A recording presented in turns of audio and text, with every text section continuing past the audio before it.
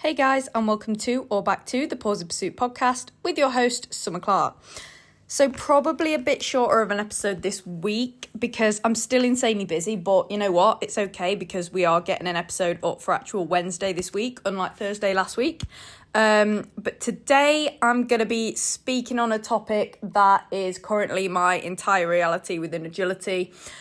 Maybe I'm being dramatic. Yes, actually, I probably am because I am a drama queen and sue me. But basically, I'm going to be speaking about staying motivated and maturing as a handler. So how I feel like I'm maturing as a handler and also keeping myself motivated during a difficult point in my agility journey, which most of you probably know about. And yeah, it's not as big a deal as it probably sounds when I say that. But to me, it's tough. It feels tough. And the main thing you can do when you're going through something like that is to just keep pushing forward and try and keep yourself motivated. And yeah, I feel like this is kind of the start of a new era of me being like totally maturing as a handler. Like I thought I'd matured as a handler. This is just me being really honest. I thought I'd already matured as a handler. And then this is happening and it's making me realise that I actually hadn't. And now I need to, if that makes sense. Obviously, there's different levels of maturing as a handler, but I wasn't completely there. And I think this is it. This is like the pivotal moment where I'm mature, like I have to mature as a handler now, and also keep myself motivated through that process. But I will explain a bit more. Starting with Axtane. So weekly recap, Axtane, which is pretty much where the topic of this podcast kind of started, or, you know, I got the idea for it. So Axtane champ at the weekend. I'll start with the positives from champ. We got first in champ jumping and fourth with 5 for the weaves in champ agility. He's been like wrapping round the pole for a soft, so when I have to scoop him into a soft entry where he's going in the, you know, in the gap between the first and the second pole, he's been going round that first pole. So he's going in with his right shoulder and I have no idea why. That's not the main issue, but yeah, that's what he did in champ agility. So he got 5 for a refusal in that. Something that's just happened out of the blue. Can't explain it anyway. Not too fussed in the big scheme of things. But yeah, we got 4th with that 5 in champ agility because they were super, super tough courses, which put us first overall and running last in the final. So that's awesome. That happened to us last year at Axtane as well. We were last to run in the final. But then he went in a tunnel under the A-frame. There was actually a tunnel under the A-frame in this final and he didn't go in it. So I guess a win's a win. He also had the fastest time by 6 seconds with just the last pole down in grade 7 jumping. And you know what? It was literally the hottest day of the year that day. And he ran through the literally 31 degrees, I'm pretty sure it was, when we ran the champ final especially. With his usual driving speed, which is just what I want when, you know, Portugal's around the corner, and that's, well, it's probably going to be slightly hotter in Portugal. But I did hear on the radio the other day that apparently that weekend that we've just had, where it's 31 degrees in the UK, is as hot as some parts of Portugal. So fingers crossed that Abrantes is part of that, what they're on about, because that's where we'll be going. But anyway, so those are the positives. Always starting with the positives, okay? Now for the negatives. So mentally, this day was really tough for me. So Arrow does every seesaw perfectly over the past 4 shows, as I've told you about. And then on this day, at Axtane Champ, he misses 2 out of 3. And I wouldn't even call it a big fly. He went to the end, it was halfway down, and then he comes off it. Just straightforward, like he can't be asked to wait any longer. So he missed 2 out of 3, and the one that he did get was only just in champ agility, and I wasn't happy with it, but it didn't get marked. He just pretty much managed to get it, but it was completely naughty. And I was just like, why? Literally, why? You know, I feel like I've exhausted all possible solutions with this, or at the time, I did. I'm reading my post back now just to remind myself how I was feeling, you know, on that day, on that weekend, but you know, since then I have kind of come to a few more realizations, but at the time I felt like giving up basically because I'd done everything and he'd been getting them and I thought I'd cracked it through putting him back on in normal runs at shows and stuff like that and working really hard, and then he goes back to that, you know, and I'm thinking, you know, what is going on? Obviously, I spent all of last season enforcing that criteria in the ring too, and we cracked it by September. I then broke my foot and had to restart this process in March. I finally thought we'd cracked it again after a 100% success rate over the past 4 shows, and now apparently it hasn't worked after all. And I was just sat there thinking, I don't know what I'm doing wrong. I do not know what I'm doing wrong. The rest of his champ final run was brilliant, but I just couldn't let him get away with that seesaw. You know, you're not winning a champ final with 5, so I put him back on and the rest of it was brilliant. He's feeling incredible in every other way, and, you know, I just hate to think that this one issue was going to hold us back for any longer, because it's literally the one issue and his start line, but we'll come on to that later. Again, not quite as fatal an issue as the seesaw. And yeah, it was just that kind of, God, this sport is so tough. And yes, I did have a demoralised cry. I'm not even, I'm admitting I cried after the champ final, not particularly because of the loss of the ticket, but, well, not getting the ticket or, you know, the actual result, but because I felt like all my hard work was just worthless, basically. And I put all that effort in for nothing. And there's literally no worse feeling. I'm sure a lot of you can unfortunately relate. And if anyone has been, you know, if anyone's been or is going through a similar situation, I'd love to speak, love to hear your thoughts, anything like that. But yeah, that was a super, super tough day. Then I put that post on Saturday night, obviously asking for any people's thoughts.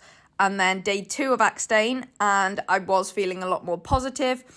Arrow did stop on his seesaw in stakes, which was the first run of the day. So I thought, fantastic, he's got it back, happy, happy days. But then second run, which was literally 5 minutes later, he flew it again in the ABC. Face palm, what the hell. But after lots of amazing advice from the agility community, and just huge, huge thank you to everyone who took the time to speak to me that weekend at Axtane and also messaged me. Thank you so, so much. The support means the world.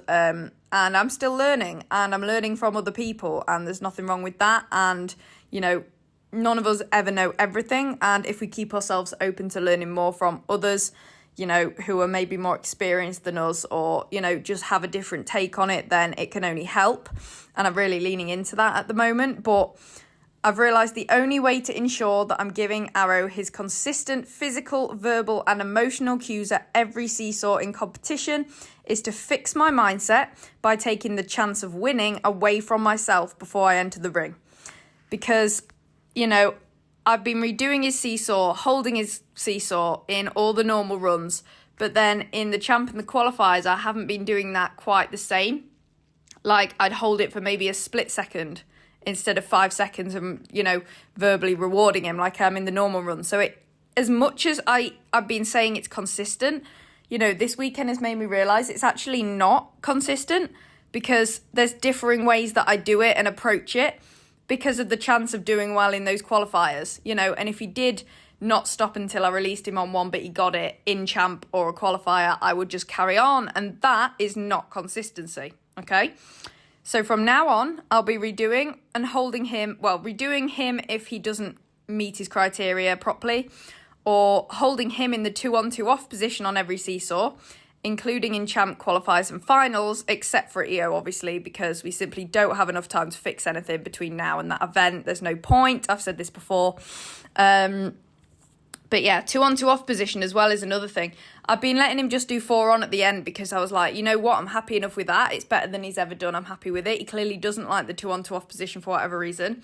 No, Summer, you just haven't been making him go down into the 2-on 2-off position in competition, okay?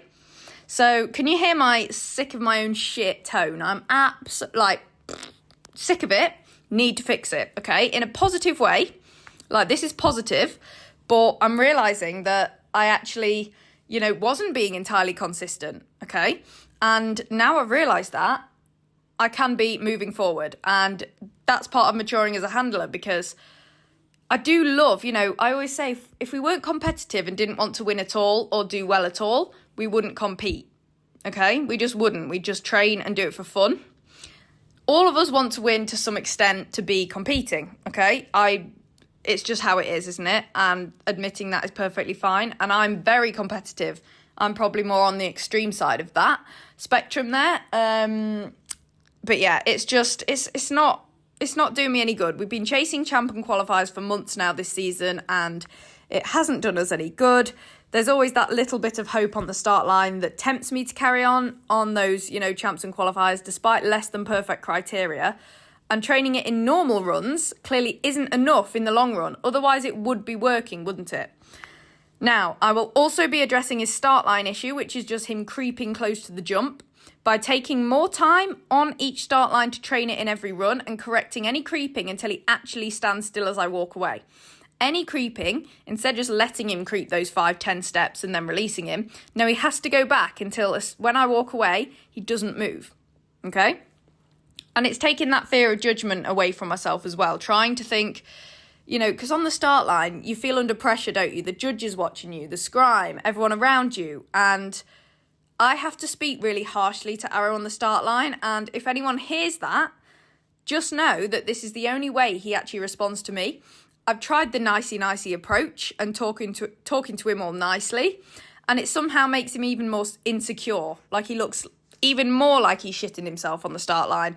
You can see it's confusing him. He doesn't like a nicey approach. Like, he responds way better to a firm hand, I think, because then I sound confident to him, and he senses that I'm assertive and firm and confident and I know what I'm asking of him. And he feeds off that, and then he's also more sure of the situation, if that makes sense. And just to sum up, firm, strong, and 100% consistent is the only way to handle a dog like him, and it's time for me to up my strictness, basically. I have nothing to lose at this point because we're not getting anywhere anyway, and I think it's time to accept... I know, I hate saying this, but I also think it needs to happen for my own mindset. Like, I literally need to accept now that he just might not be the dog that I achieve all of my major goals with, and that's fine, okay? There's no rush. I'm not even 24 yet. 24 in a few weeks, though. 3rd of July, mark the date, lol. Anyway, I'm still young, lots of dogs ahead of me, and, Arrow's always been a quote-unquote problem dog. As much as I absolutely love him, wouldn't change it for the world, and he's taught me a lot.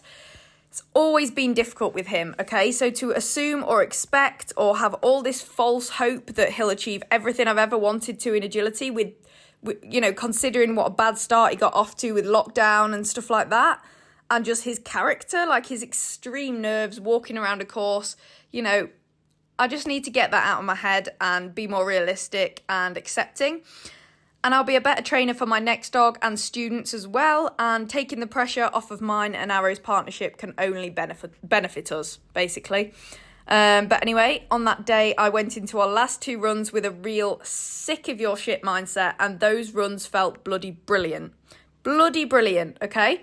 And they were both clears, weirdly enough, even though I went in, didn't want them to be clears, didn't need them to be clears, wasn't asked. And they were, okay? If that doesn't sum it up. And I really enjoyed those runs. I haven't been enjoying running champ or qualifiers or finals or anything like that because I just get so stressed about the outcome and, the result. And as much as I've tried to work on that in the past, I just haven't completed the work on myself mentally to do that properly, if that makes sense, which...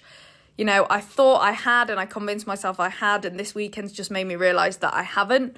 So on those runs, I spent time reinforcing his start line in both runs and a 2-on-2 off seesaw in the agility. He ended up winning the jumping anyway, went quote-unquote clear in the agility, and I left the ring each time feeling super accomplished because my only goals were to train these 2 behaviours.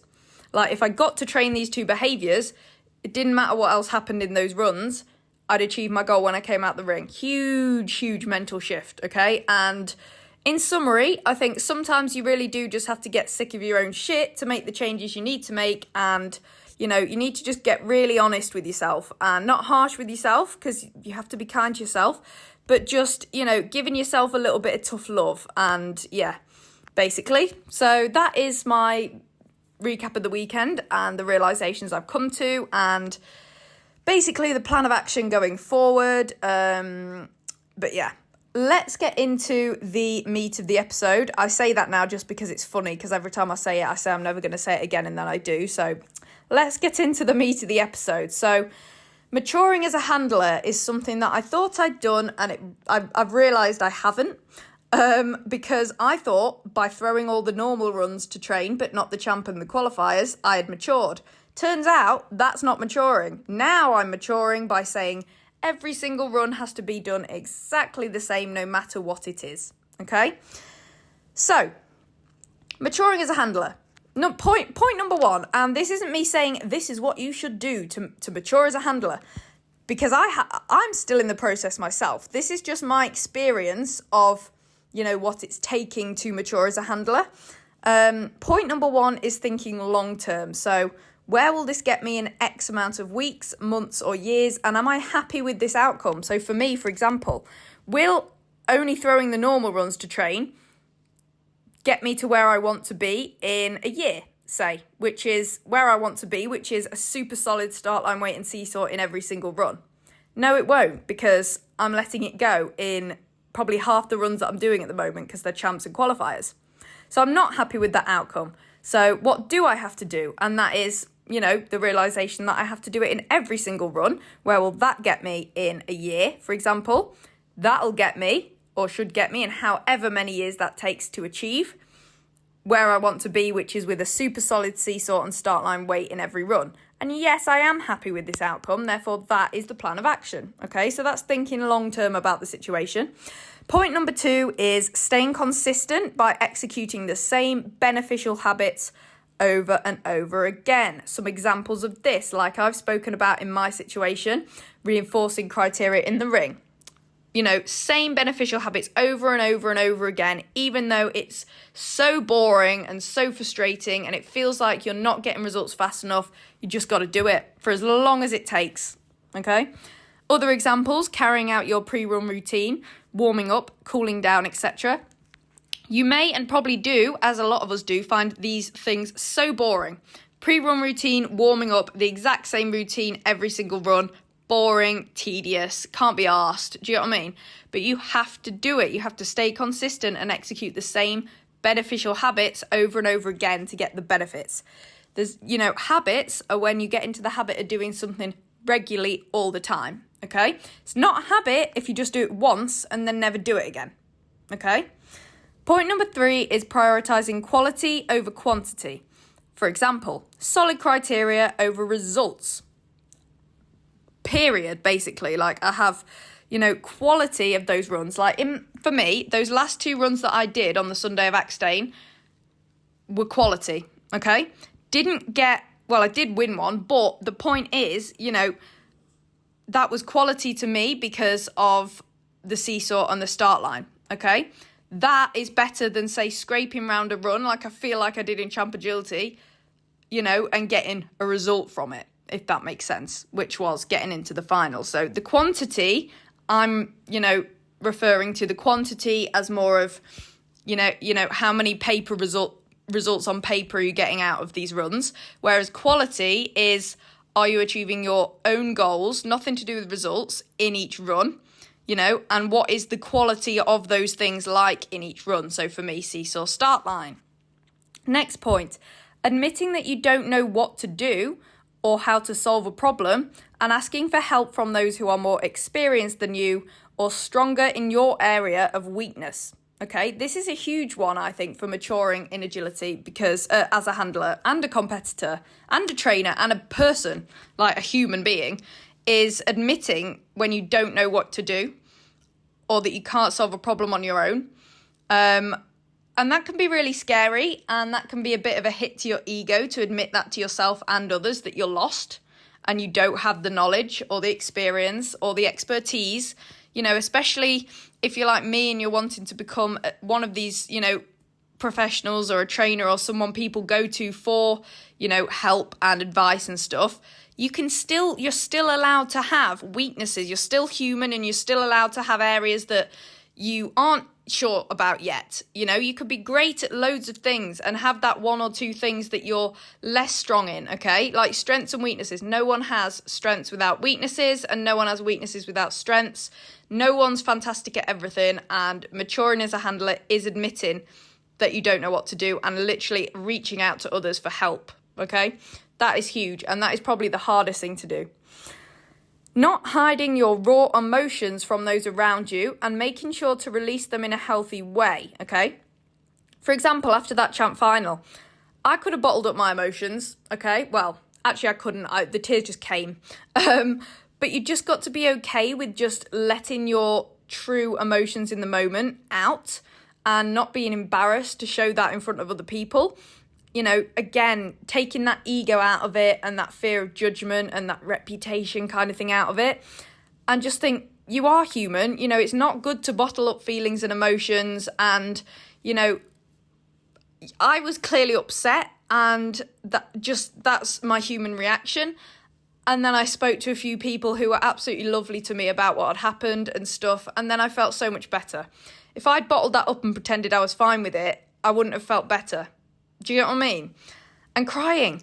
I'm the first to admit when I cry a lot, okay? I'm quite an emotional person, and it's a normal human reaction when something means a lot to you.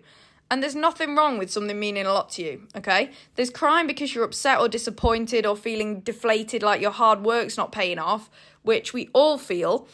You know, getting angry isn't the same as that, okay? Getting angry at yourself or your dog, not a healthy way to release your emotions.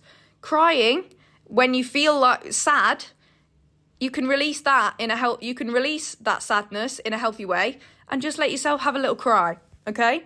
Again, there's a difference. There's a difference between crying because you're upset and that's fine, and then just getting angry about it and taking it out on yourself, your dog, others around you, which is not okay, okay? But crying is absolutely fine. And last point, taking champ, qualifiers and finals off the pedestal you've put them on and striving to view every run as equal. And that is what I haven't done until now. And that's how I know that I haven't matured as a handler, or hadn't matured as a handler before this weekend. Because champ, qualifiers and finals were on this special little pedestal that I'd put them on. I didn't need to, but I had. They're so important, they're way more important than every other run. And therefore, my attitude and my approach to those runs was different in a negative way to when I was going into my normal runs and training criteria. Okay, so take those things off the pedestal and kind of think they'll happen when they happen, you know? And I'm saying to myself now, right, if my dog can't understand criteria enough to do it consistently in each run, he shouldn't be qualifying. He shouldn't be qualifying for things. He shouldn't be winning finals or, you know, champ tickets or anything, because he's not quite there yet. And I've got more work to do outside of that first, which is using those runs as well as normal runs to get to that point by training criteria and reinforcing it in the ring. Okay, so take them off a pedestal. They don't need to be on a pedestal. It's just another run, okay? And my mum, shout out Leslie, always says this to me, it's just another run, okay? And I go, yeah, I agree. And I convince myself, and I almost lie to myself that, yeah, it's just another run, it's fine. Inside, no, it's not. I'm kidding myself. You know, my feelings are totally different. And that's why the only way to get that, just to not let that happen anymore, that was Ethel yawning, the only way to, you know, actually change how I genuinely feel inside, because we can fake it till we make it all we want. But, you know, our dogs know when we're feeling different, even if we're saying to our peers, yeah, I'm fine, I'm not nervous, this is just another normal run. Inside, I was still thinking, oh God, I really, really would like to qualify or go clear or whatever. So the only way to really, really believe that truly inside of yourself, no matter what you're saying to other people or trying to convince yourself of, for me, is to take the chance of winning away completely, you know. And that's why I have been quite public about what's happening and my journey and, you know, the weekend and my emotions and stuff. And it sounds a bit negative, but, you know, we need that accountability. Like now, everyone knows what my plan of action is, and I want everyone to hold me accountable to it. You know, I have to do what I've said, and that is, I've taken the chance of winning away, okay? There's no way I can win because I'm going to be reinforcing criteria. Even if he gets a seesaw, there's no way I can win because I'll be holding him on there for a good 5-6 seconds, okay, like I did in that last run on Sunday. So the winning isn't even an option. So I'm not actually bothered about the winning anymore because it's not an option anyway. Does that make sense?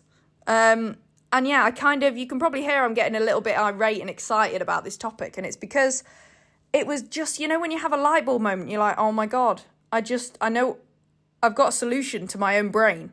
Like, that's what happened, and I'm really glad I got to this point. I mean, I wish I didn't have to make mistakes and do things wrong and stuff to get to this point, but that is life, and making mistakes, if I hadn't done it wrong, I wouldn't have come to the realisation of what I needed to do right, if that makes sense, and that's the same for everyone. So the next section then is staying motivated during a difficult point in your agility journey. So point 1, and now I've taken the chance of winning away from myself. Obviously, motivation drops to start with, because you think, well, that the excitement and the hope of winning is gone, and the competitive side of me, which is a big part of me, is deflated and gone, oh, whatever then. Doesn't matter then, does it? But no, I've got to keep myself motivated in other ways, okay? And this is how I'm going to do it. So, number 1, visualising the end result of your difficult pursuit and keeping sight of that. So, my end result, perfect seesaws and start lines in the ring, okay? I'm not going to let myself forget about that, that end goal. And yeah, just realising this difficult point in my agility journey is getting to that end result, and keep that end result front and centre of your mind. Number 2, remembering why you started doing agility in the first place and rediscovering your love for the simple action of running your dog. Huge one for me, and I've been up and down with this, up and down, and your journey isn't linear, because I thought I cracked this at one point and then I've gone back to not cracking it, and now I'm trying to crack it again. Basically, the competition side of it really takes over for me a lot. Well, it's happened quite a lot. I can catch it, like this weekend, I can catch when it's happening and sort it out, but that has happened to me quite a lot, and it's just about remembering why you started doing agility. And that was because I love my dogs and I enjoy running and I just enjoy the sport. And that's it. I enjoy training my dogs and running my dogs, and, I'm sporty. I love running, and it's a great feeling, and the thrill. Yeah. And, trying to rediscover that love for just running, of course. Like those last 2 runs on the Sunday of Axstane, for example, I loved every single second of running in those rings, because my only 2 goals were to train start line and the seesaw. And the rest of those courses I just absolutely loved, okay? Because there was no pressure at all, okay? And that was a great feeling. And that was like, I came out buzzing, like, wow, that was amazing. That was such a good feeling. I wasn't holding back. I wasn't being careful. I was just absolutely running my heart out. And yeah, I was just like, that is why I love doing agility. I don't love agility to go around a qualifier or a champ course feeling like I'm just about holding onto Ara by a string and, holding back, trying to go clear. I hate that. I don't like that. That's not why I love doing agility. And that's where you can get into the territory where your love starts to slide, because the thing you love about it, you're no longer doing, okay, because you're so uptight. Next point is finding joy, pride and satisfaction in the process and every small win along the way. So whatever you're working on, like me, seesaw and start line, finding pride, satisfaction and joy in just achieving those 2 small outcomes in the whole day, if that makes sense. These are wins for you, okay? If you can achieve these little things, then you've won.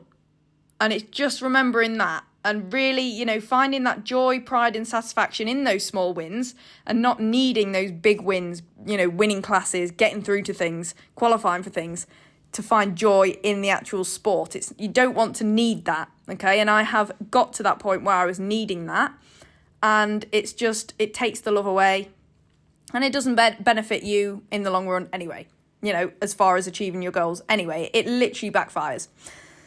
Striking a balance between dreaming big and lowering your expectations and your definition of success. So yes, dream big, have big goals, but don't expect to achieve them. Like now, if that makes sense. Like, don't expect these goals to come true. Don't put pressure on achieving them in a certain time frame if they're that big. Okay? And just don't expect them to happen like today, if that makes sense. Or every time you go to a show, don't think, oh, this goal could happen today.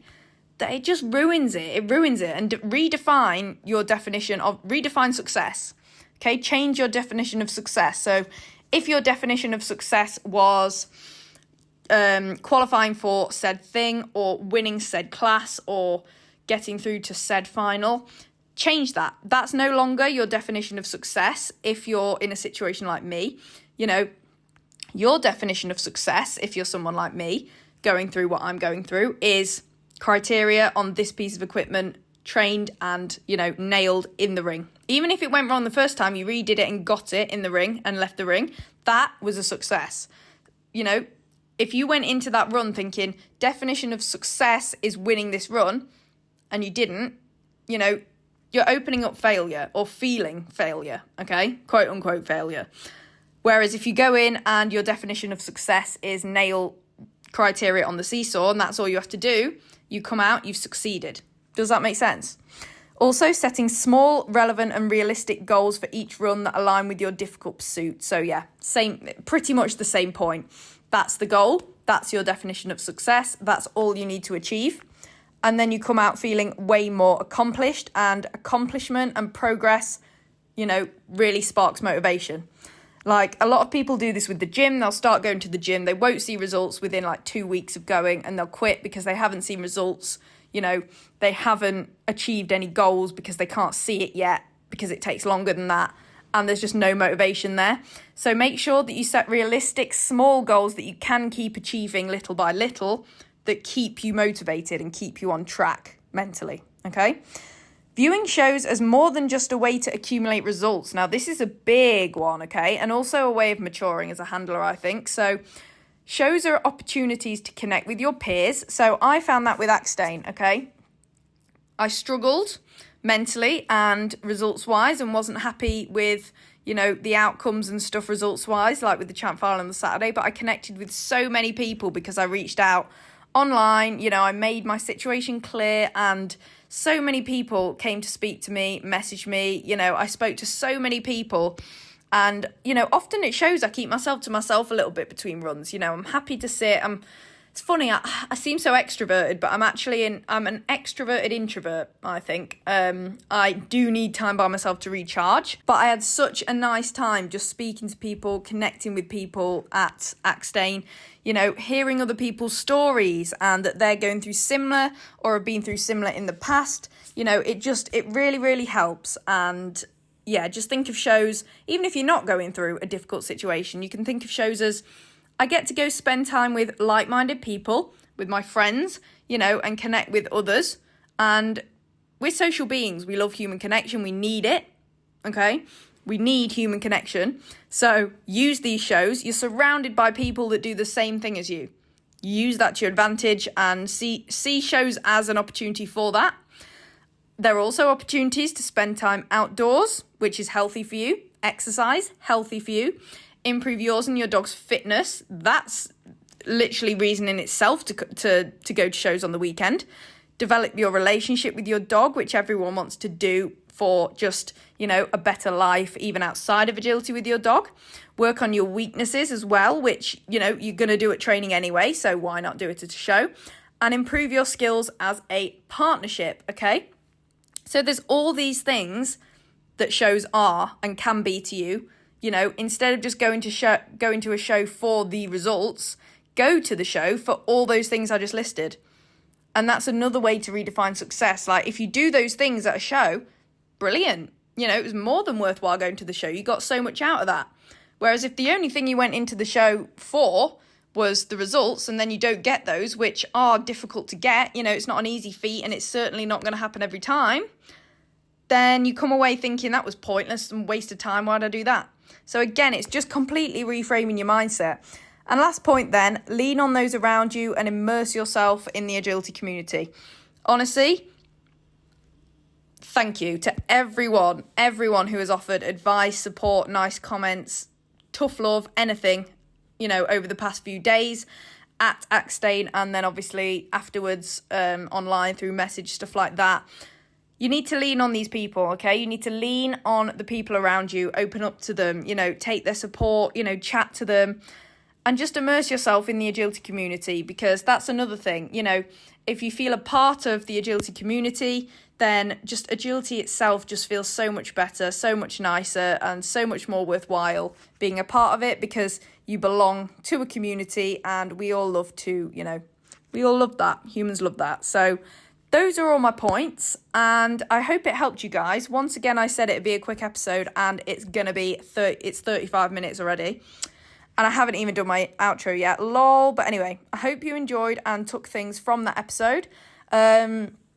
Just kind of an update as to where I am, what I'm learning, because journeys aren't linear. And, you know, it's just proof that even people that have achieved things like me, for example, within agility, maybe people you look up to or think they've achieved amazing results, still have struggles and, you know, really, really tough times and weaknesses and things they need to work on and mistakes they've made that they've only just realised they've made and can now change, okay? That's very normal and that's very human. So, what am I up to within the next week then? I have Point Zero, Saturday and Sunday, featuring the international qualifier for GB. But yeah, as I pretty much just explained, every show going forward except TO now, obviously, can't do that, will be to train start lines and seesaws in the ring. So we're just going to go. We're going to have a great time. Never been to a Point Zero before, so very excited. I'm sure the courses will be super cool. Got some cool judges, cool courses, and yeah, cool venue, just cool vibes, basically. So looking forward to that and literally just going to go enjoy running with Arrow and, you know, basically start lines and seesaws. That's the only goal. And the rest of it, we're just going to have fun and enjoy and see what we can do. Deep breath out. What's the word? Big exhale. Deep sigh. That's the words I was looking for. That's the phrase. So yeah. That's the update. That's what's going on. That's what I've got coming up. If anyone's at Point Zero, I will see you there. Please do come say hi if you feel like it. If you're not scared of me. I've had a few. Someone once said, "Oh, this person's intimidated by you." I was like, "What? What do you mean? I'm not intimidated." It was like a younger YKC member, and they were like, "Yeah, they think you're scary." I was like, I didn't know I was scary. I'm actually just an extroverted introvert. Okay, I'm harmless. Anyway, that was funny. So yeah, that's it. And please do give the Pause the Pursuit podcast a follow so you don't miss any future episodes. Next week will be the monthly Q&A again. Can't believe that's rolled around again for July. So on Sunday, I'll be asking you guys to ask me lots of questions. Any questions you have for me, and I will be answering them all in next week's episode. And I also have Katerina, the Running Contact's absolute queen. I won't even try to say her last name because I just can't hack it. She will be coming on the podcast after EO, probably end of July, start of August, talking all about running contacts and teaching them and stuff like that. So please do look forward to that. And if you're following the podcast, then you're not going to miss it. So make sure you're following it so you don't miss those 2 episodes and also all the future episodes. Lots more guest ideas and solo topic ideas in the pipelines. Also, please do leave the podcast a 5-star rating and review on Spotify, Apple Podcasts, or wherever else you listen to your podcasts, because that would mean the absolute world to me. And if you relate to any of the things I said today, then it'd be great to hear from you. If you want any more, elaboration on any of the points I made today, please just send me a DM. The DMs are always open. And I will let you, we can chat about it. I can answer any further questions you may have about today's topic and the points that I've made. Also, please do keep sending me your podcast topic recommendations and requests, what you would like me to talk about in solo episodes. Oh, I said that posh, didn't I? Solo episodes. And also any guests that you would like to see on the podcast and what you would like me to talk to them about. That would be great.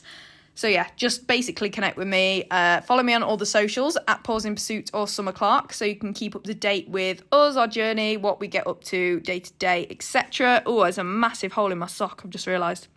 Lol. This has happened to me a lot lately, and I'm not sure why. Clearly on my feet too much, aren't I?